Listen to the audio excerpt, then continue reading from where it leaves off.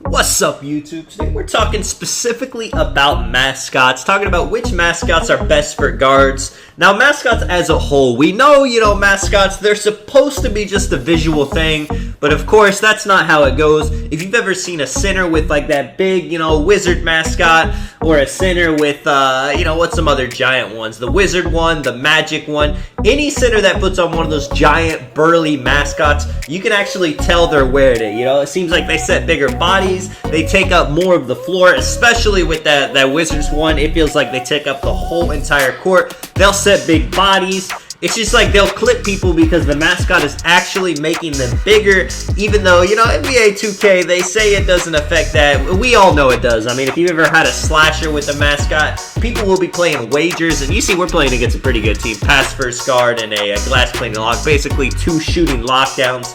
But basically, people, they'll be playing wagers with centers with mascots, and they will tell them to take it off because they're too big. It's helping them to get rebounds. And that even comes to terms, even when it's like a tiny guard specifically, like someone that's like 6'1", sometimes they'll put on a mascot and it'll make them taller. It helps them get contests. It helps them get rebounds. It helps them play better defense. And a lot of times people don't like that, especially when, in like wagers, a competitive 2K thing, people will have them take it off because they say it is giving them a competitive advantage.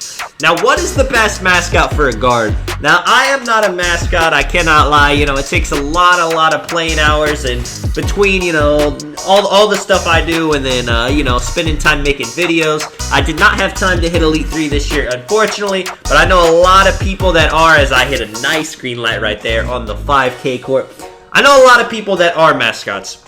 Now, most of them that play point guard, they do not like wearing a mascot when they're playing, especially in the stage. Right now, I had to convince A-Dot to put on this, this tiger mascot just for a video. But most of the time, if you're playing with a guard, they don't like to have a mascot on because they say it affects their shooting, they move weird, they dribble weird. It's like, they're not used to, it could be a visual thing too, you're used to seeing your player, you're smaller, like you see this tiger, he doesn't look that big, and that's one thing I would suggest if you're a guard and you're trying to choose a mascot. Choose a mascot that's not going to look super big, super bulky, super weird.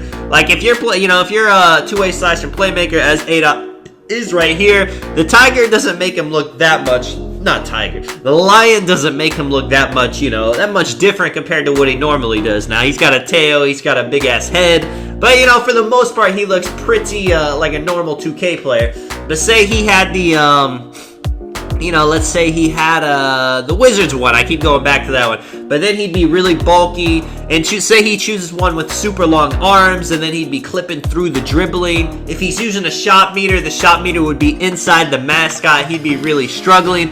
And you'll see in the video as the time goes on that, he'll be shooting, and it'll make him like do it early or late just because he's not used to the visual effect of the mascot he's using. It makes him play different. And, that's pretty much it for the whole part of the video. I'll show you guys examples as it goes on. But mascots, really, there's not really a best mascot. I would say if you're going to choose one, though, definitely go with the Lion. I think that looks the best. I like that Cavaliers one. It just looks different. The 76ers one. The ones that kind of look like normal people, like they got normal arms. They're not too big or too like anything's weird about them. I think that is the best way to go if you're a dribbler, if you're a guard. Now, if you're a slasher or center, it doesn't really matter. Choose one that makes you big because at the end of the day, you're not really trying to shoot. You're just trying to get to the paint, bully people out of the way, and the size of the mascot is going to help that. You see this dude draws a charge. A-Dot's able to get it back, makes him pick up the ball, cannot move. I got to make something happen right here. This dude is staying back on me. Let me pop the 3. It was wide, but it goes in. Now we just need one more shot to finish out this game. Let me know what your guys' favorite mascots are, too. I had mascots, not this year, but I had in, like, 2K16, and it was pretty cool. I'm not gonna lie. I'm not really as hyped about them as some people are, and usually, people are hyped about them, but as you notice, when people get the mascots, they don't actually wear them as much as you would think they would. You would think that if somebody grinded all the way to Elite 3 to get the mascots, they would never take them off. They'd have, like, 10 different mascots always be in them, but it's definitely not like that. Most of the time, I would say like 80% of the time when you just play against a random Elite 3 or up, they're not going to be in a mascot. They're going to be wearing their regular clothes. And, you know, if you ask them, they'll say, you know, I can't shoot in it, I can't dribble in it, I move weird in it. You see we're going up against a stretch playmaker and a playmaking glass cleaner. Very interesting lineup, something different. Had to include this game in. My man as the playmaking glass cleaner looks like Paul Millsap. I mean, I wouldn't say Paul Millsap is a playmaking glass cleaner, but definitely, you know, if you guys, you know, if you sleep on Paul Millsap, definitely a good defender, good role player. You know, he was on that 60-win Atlanta Hawks team. Man went crazy on the Nuggets now. Not really doing too much, but hey, if he's ever, you know, if they make it deep in the playoffs, he'll probably play a big part. BC starting out, me ISO and the stretch playmaker. I mean, if you guys don't know what the stretch playmaker is, Hall of Fame playmaking, Hall of Fame shooting as a big man build. His defense is just not going to be there. You know, I don't care how much he upgraded of it. He is not going to be able to stay with a build like me. Now watch Ada, you know, like he's moving pretty well in the mascot. I can't lie, but you see, I mean, that has something to do with it looking normal, the arms, but right there, he shoots an early. That has everything to do with the mascot. The visual cue that he has is completely different with it. And at this point when we're playing, you already know he was in the party. He's like, yeah, I got to take this mascot off. This thing is trash. I don't know, you know, I don't know if it's 2K's fault for the mascots, you know, if they say it's visuals or it actually, you know, affects stuff, or if it's just people, they get so used to how their player looks and they're really not used to the mascots. I'm not entirely sure what it is. You know, if you guys are a mascot in the chat, let me know what you think. Maybe there's people in there that actually prefer the mascots if they're a dribble god build, or maybe they're a center and they prefer not to have the mascot on because, you know, they say it doesn't help them with screens, it doesn't help them with dunking, all that good stuff. You see this man right here showing me that his stretch playmaker is not just a title, but he is somebody that can shoot. We'll see if he can dribble. He keeps giving it to the playmaking glass. You see me in ADOT just basically saying to switch everything. These are two power forwards, so there's no reason we need to have one of us specifically on somebody. He shoots a shot right there. 5% contested.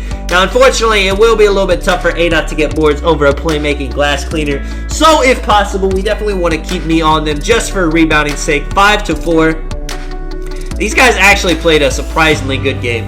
Now, their reps weren't the highest, but I think it's kind of cliche when YouTubers are like, you know, you're playing superstar ones in the park, they're not good. Because rep, you know, rep is rep. It just depends on, you know, how much you play. It has nothing to do with your skill. I mean, we got people like, you know, Steezo or G-Man who are Superstar 1, Superstar 2. I think Steezo's Superstar 3. But if you run into them in the park, then you're going to lose. It doesn't matter if you're an elite or what. You know, same thing with a lot of other people that, you know, just play occasionally. Don't have all the time in the world to play. You see right here, give me that chase. Is that a chase down? I mean, it was a little bit of a chase down. Intimidator Hall of Fame popping up. Let me see if chase down popped up. Takeover booster popping up twice for some reason.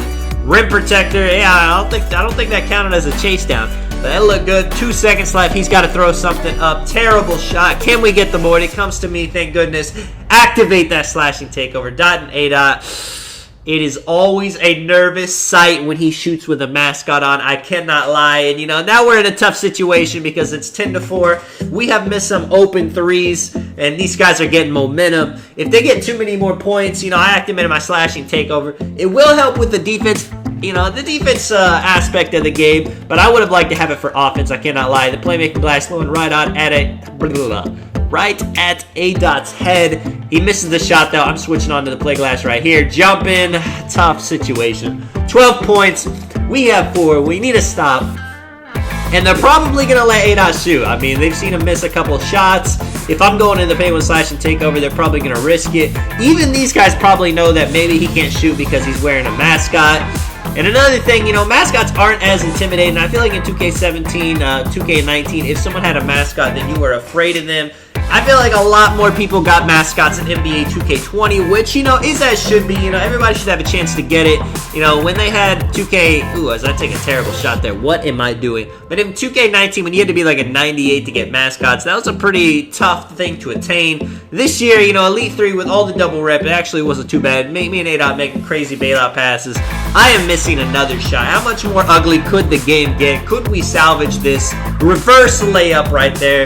You know, I had to show you guys a little ugly game. Show you guys, you know, not everyone cares to watch defense on NBA 2K20. I like to throw it in my videos every once in a while just to be a little bit different. You see hop stepping right here, dunking over this man, contact finisher popping up.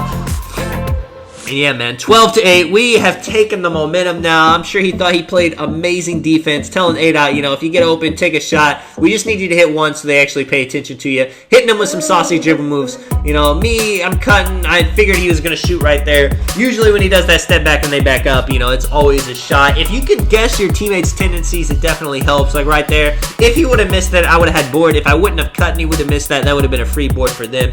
Got to put yourself in position to get all the possessions you can, especially in a twos game. As you guys know, you know, make it, take it. If you can get an offensive rebound, that can be the difference between the whole game. This man respecting A-Dot's shot a little bit more now. That opens up the paint. We take the lead with 13 points. I have 8 points, 3 rebounds, 2 offensive rebounds, crazy enough. Yeah, man, let A-Dot do his thing. You know, he is the star of this video. It is all about mascots. You see, getting blocked right there. That is another thing where some people would be like, you know, the mascots affect dunking, affect layups. It's just all around, you know. You're not gonna see a guard, you know, be like, I'm gonna put on a mascot for this wager. It's gonna help me. No one's ever say a mascot helps me shoot. No one's ever said a mascot helps me dribble. You know, people have said mascots help me set screens, help me slash better, make me taller. No one's ever said a mascot helps me move better, though. It's just a whole thing. 12-15 now. Gotta finish this game. Cannot give him the ball back. Want to finish this before it goes on too long. I'm in front of him, so of course I'm going for the dunk. Gold defensive badges is not enough when you have gold contact dunks equipped. Let me give him the thumbs down. Let's see what we can do to end this video now. Telling A-Dot I got this one. Hit him with the momentum spin. He's playing a little bit back. Try to hit him with the behind the back. A-Dot wide open for the 3. Finally got the shot down. 12-20. Just one more little 2 now. One more, you know, hop, step, dunk. A little fade. Open 3. He is open for the lob. I tried to throw it, I promise, but it did not go up. Let me know what you guys think, man. Yeah, let me know your opinions about mascots in the comments. This is Tonic. I'll catch you guys in the next one. I'm out. Peace.